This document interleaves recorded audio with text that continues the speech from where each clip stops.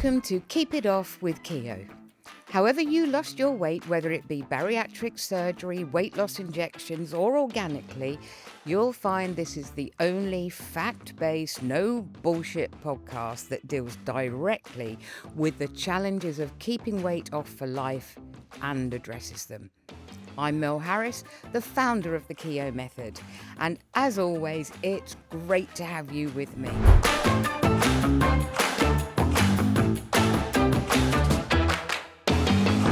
Today, I've decided to take you on a very personal journey, and I'm going to start right from the beginning. I'm going to lay myself bare because you don't need polished, you need real. And I'm going to be telling you everything. The lead up to my obesity, how it affected my life, the medical issues that were arising from it, depression, isolation, a suicide attempt, taking drastic, often dangerous measures to lose the weight. And I'm going to take you right up to my catalyst, that very day when I knew something had to change. Now, the chances are that if you're listening to this podcast, you may well have been obese at some stage in your life. Maybe you still come under that category, and I get it. You're probably saying, I know what it's like to be obese. I don't need you to tell me. And I agree with you. But that's not why I'm doing this. Thankfully, each and every one of us is beautifully different, and we rarely experience things in the same way. So I'm taking you on this journey because although you may not relate to it directly, I mean, it's my story, there may be parts of it that hit home with you. Parts of it where the practical story is different, but the essence is the same as yours. And I'm only doing this so that you can discover who I am. You can decide for yourself whether or not you believe in my authenticity, which, by the way, is the thing I'm most proud of. No pressure. But I'm also hoping that you will learn to trust me. Trust me to help you on your journey. And I know you will discover how and why the Keo Method was born. Let's begin. So I was born into an extended family of obese relatives. It seemed to me, particularly as a child, that pretty much everyone was either obese or at the very least overweight. My parents, grandparents, aunts, uncles, great uncles, cousins from both sides of my family. So you could say it was in my genes, and I was on a losing streak from the moment I entered the womb. But was I? There are a few family members that were not even slightly overweight. Maybe they were lucky enough to inherit their genes from, I don't know, the parent that married in, so to speak. But then there was my brother. He didn't have an ounce of fat on him. How come? Well, you'll find out what I think. My family was, and I'm only talking in the past tense because unfortunately, both of my parents and aunts, who I was supremely close to, have all passed. So, like I said, my family was extremely loving and supportive. But I was born at a time when the odd smack on the butt or slap on the thigh for naughty behaviour, it was considered acceptable. Look, it was a different time back then. The odd smack, yes. But I was never physically abused in the way that some poor children were. My dad, he worked 6 days a week, so he was rarely around, certainly not during the daytime. He never attended school plays or my brother's football matches, and that's absolutely not a negative. He came from a council estate in the East End of London. He worked in his uncle's clothing factory, and he went to night school to learn a trade as a pattern cutter. He worked supremely hard so that he could provide all of us with the things he never had. We were fortunate to have I wouldn't say a privileged life, certainly not in those days, but a nice life. He eventually managed to buy his own home, take us on holidays, and I'm proud to say he did really well for himself, for all of us. We never did without. You can probably hear that I totally adored my dad. Total and utter daddy's girl. And he absolutely worshipped the ground I walked on. He worshipped both of us. That, unfortunately, is where things started to go awry, particularly for me. Dad and I adored each other, but like I said, he was rarely at home. Now, before I carry on, this is something I need to tell you. I am about to start talking about my mum, and I need to say this out loud and publicly because it's not something I talk about outside of my nearest circles. And it's important that you all understand, especially any of my family members who may be listening to this. I no longer blame my mum for any of the things I am about to reveal. Hand on heart, I mean that. My mother had a very difficult childhood. She was born an identical twin in 1938. They also had a sister 6 years older. And they all had a very abusive father who took his violence out on my lovely grandmother and my aunt for the first 6 years of her life. When he turned his violence towards the twins as well, my grandmother did an unbelievably brave and almost unthinkable thing back then. She threw him out. The twins were 2 years old, and Grandma was left to raise two girls on her own. I mean, this was 1940, for fuck's sakes. And to make things worse, England was at war. And the three girls were then ripped away from their only parent and source of security and evacuated to Wales. I can't begin to imagine how awful that must have been. Grandma did visit them as often as she could, but she never did see their first day at school. Mum's older sister, her trauma from the first 6 years of her life with their father was plain to see. She had such a bad stutter that she had to see an elocutionist, as they were called back then. She was taught to speak, but in media terms, she was taught to speak what was called the Queen's English, which to you and me means posh. But she lived in the roughest area and attended one of the roughest schools in East London. My mother's wounds, however, were less obvious, but they were absolutely there. Nowadays, we recognise, understand, and treat mental illness as a matter of course, but in those days, mental illness was something not to be discussed. It went undiagnosed and untreated. I know that now, because I've suffered mental illness myself. I genuinely wish I'd known about it way back when. It was when Mum became a mother herself for the first time that the extent of her trauma came to the fore. Her firstborn was me, a girl. She could not have been more thrilled because I was her little dog. She used to dress me up to the nines in elaborate clothing, and she used to parade me around in the most amazing pram. Now, not a buggy, a proper, expensive perambulator, complete with white linen and lace interior and bedding. And I had this massive curly hair like Shirley Temple. Do me a favour, just look her up. Mum was in her element, but this awesome little doll that she carried around like a trophy didn't seem to show enough signs of being receptive to her many elaborate trappings. In fact, her perfect little doll turned out, horror of horrors, to be an unashamed daddy's girl. But Dad was hers, and she wasn't prepared to share him with anyone, and she definitely wasn't going to compete with me for his love and attention. So I needed to be punished, and my punishment was her revenge. At the age of just, I think, at the age of 2.5, my brother was born. Apparently, I was taken to visit him in hospital. Now, in those days when you give birth, you were kept in hospital for a while.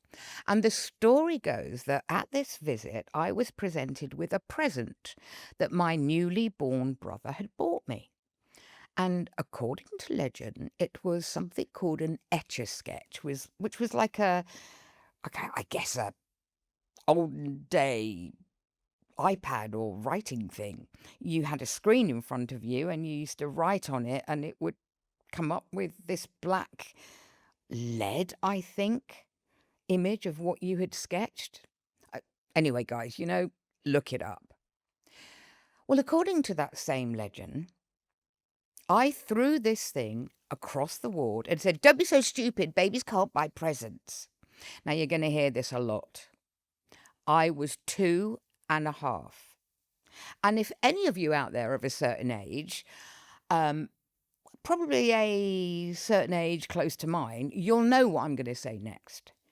Even if I had been old enough to react in such a way, maybe, I don't know, 5 or 6 or 7, this story still would not stand up in court. Because you see, in those days, children under the age of 12 were not allowed in hospital wards. I'm just saying. Anyway, during those first years, we all lived with my paternal grandparents in Highbury, North London. And then just before my brother was born, we moved into our first home, a very, I don't know, modest 3-bedroom semi. Dad brought mum and baby home from hospital and they settled him into the smaller room next to mine. And here's where it gets really juicy. Remember, Dad worked 6 days a week and was never home during the working days. So these stories are part of a series of tales that I like to call You'll Never Guess What She Did Today. You'll Never Guess What She Did Today, Episode 1. This is my mother talking. I went upstairs and she was smothering him with a pillow. I was 2.5 years old. Yet the story goes that I was able to climb up onto a chair, lean over my brother's cot, and smother him with a pillow. Of course, all 2-year-olds are equipped with the skills to carry out the perfect murder. In fact, not only know what murder is, but also understand instinctively that if you put a cushion over the face of a baby, they won't be able to breathe and they will die. By the way, for all you 2-year-olds that are listening to this podcast, die means they no longer exist in your life and all your problems will be over. Really? I mean, shit. They should have signed me up to Oxford University there and then. You'll Never Guess What She Did Today, Episode 2. This one is a real cracker.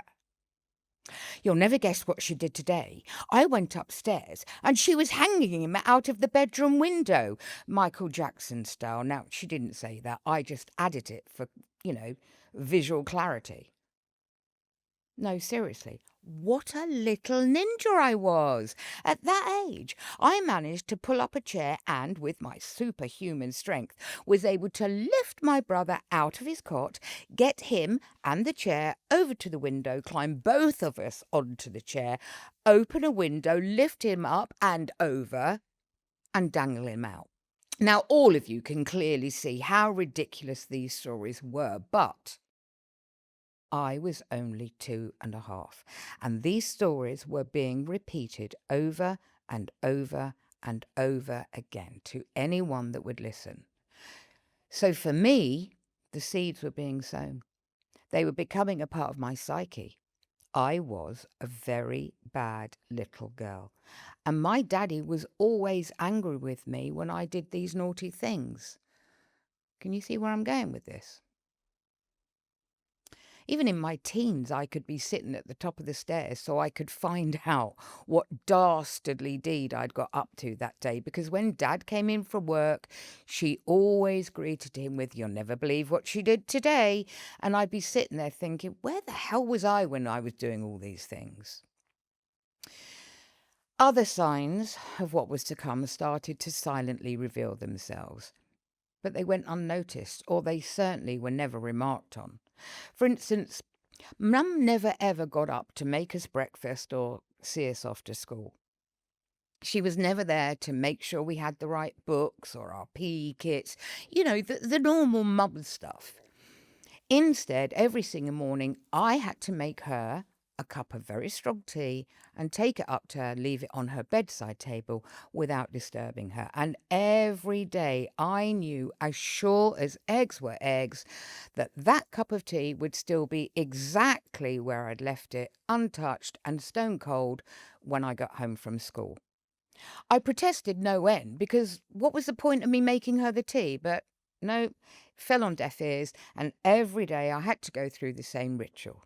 Me, not my brother. Just saying. There was, however, one exception, and this was my very first day at secondary school. I came down in my new school uniform, and Mum was already up and dressed because she was going to be taking me to my new school. Wow. She dropped me off at the playground gates like all the other parents, and as I got out of the car, her words, which are as clear to me today as they were then, were simple. Not, "Bye, darling, have a good day, don't worry, it'll all be fine." No. You know what she said to me? She said, "Don't you let a boy touch you or you'll end up pregnant." Okay. I mean, this was coming from someone who, in the days when us girlies used to wear slips, couldn't bring herself to say your slip was showing. She could just about manage to say your Mondays before your Sundays. And yet here she was yelling through the car window, warning me not to get pregnant. When it finally came, she even referred to my period as my friend. "Have you got your friend? Never are you on your period." Friend indeed. Huh. Nevertheless, off I went, and that first day was amazing. I happily made my way into the enormous building to find out what was ahead of me. It was great. We were separated into houses. It was a bit like Harry Potter. I was put into Angel House, ironically. We were the ones with the red stripe on our ties, and we discovered form rooms and form tutors, and they're the ones that call the registers. I'd never even heard of a register. And instead of the teachers coming to us, every time a bell would go, we had to change classrooms for our next lesson. My goodness, there was a big hall with a stage, a gym, even a swimming pool on site. We had timetables and homework diaries and lockers to put our things in. Wow. All this newfound responsibility was so exciting. And that day, it was just us. Newcomers, sixth formers, and teachers. We were the only ones in the whole building, plus a handful of prefects to help show us around, because it really was a huge maze of a building. 5 floors, 2 playgrounds, a sixth form block, and then separate annexes for the gym and the pool. I remember going home and I was giddy with excitement, and I couldn't wait for the next day. My first proper day. And what a day. Holy fuck, it was without doubt the worst day of my life to that point. I was 11 and I got pregnant. Yes, you heard me right. But please don't judge me. Let me explain. Remember, I told you that the first day at school was, well, for me, it was a piece of piss. Just us newcomers, pretty much. However, it wasn't like that the next day. It was pandemonium. The entire school, a school which taught over 1,200 kids, were in. Well, no one warned me. The bell went after registration. We had to make our way to our first class. And as I walked through the door into the hallway, boof, boom, shove, ow! I was being battered to death by all these other students that seemed to have appeared from absolutely nowhere. And guess what? Yeah, they were predominantly boys, bumping into my shoulder, shoving me into the wall, you name it. They were in a hurry and I was in their way, right? I was pregnant. Horrified, I was frozen to the spot, and as soon as the rush passed, I made my way to the girls' toilet, locked myself into a cubicle in tears, and I didn't move at all. No classes, no playtime, no lunchtime, no afternoon registration, just me, crying, terrified, and alone in a cold toilet cubicle.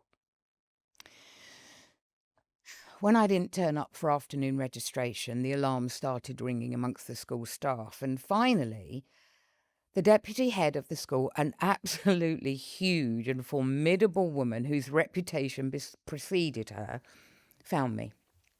She was knocking on my cubicle door and insisting I come out immediately. And this huge, formidable woman with heavy makeup and red lips, think matron in the old Carry On movies, she instantly saw the state of me and immediately morphed into this loving, warm mother figure that she obviously was at home amongst her own. She said nothing. She merely handed me some tissues and guided me gently to her office, where she sat me down and gave me some water. She gave me time. And when I'd composed myself, she said, "Now, do you want to tell me what this is all about? Why have you been in the toilets all day?" Imagine her shock and horror when this plain, chubby little 11-year-old first year looked her in the eyes and said, "I'm pregnant," and then burst into tears again. I'm laughing when I think about it now, but I mean, imagine this in a sitcom or in a script for Waterloo Road. But honestly, this lady went white. If I tell you what year this was, I'll be giving away my age. Okay. If you promise to keep tuning into my podcasts, I might let it slip, you nosy little bastards. But for now, let's just say it was a bloody long time ago, and this is kind of how it went. Who is the father? I don't know. Excuse me? Why don't you know? There were so many of them. If I could replay this in real time, I am sure you would see her sliding slowly off her chair and under her desk. Melanie, how many were there exactly?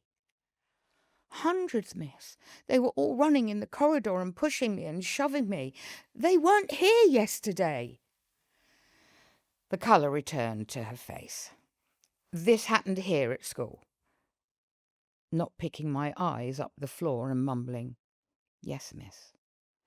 Melanie, do you know how you become pregnant? Yes, miss. A boy touches you. Where? Anywhere. How do you know that? My mum told me. That day, our deputy headmistress took me out of school and drove me home. I was asked to go up to my room, and I don't know exactly what was said, but the predominant sound coming from downstairs was my deputy head's booming voice. She was really having a go at my mum. My situation got worse from that day forward. Remember, it started with me having to make and serve her tea in bed every morning? Well, now my chores escalated. Fetch this, fetch that, lay the table, clear the table, wash everything up, putting everything away, wash everything up, put everything away. Twice a week after school, I had to do all the ironing, and I learned very young how to iron shirts because my dad and my brother wore a clean one every single day of the week. So there was a lot to iron, not to mention the 3 sets of bedding every week.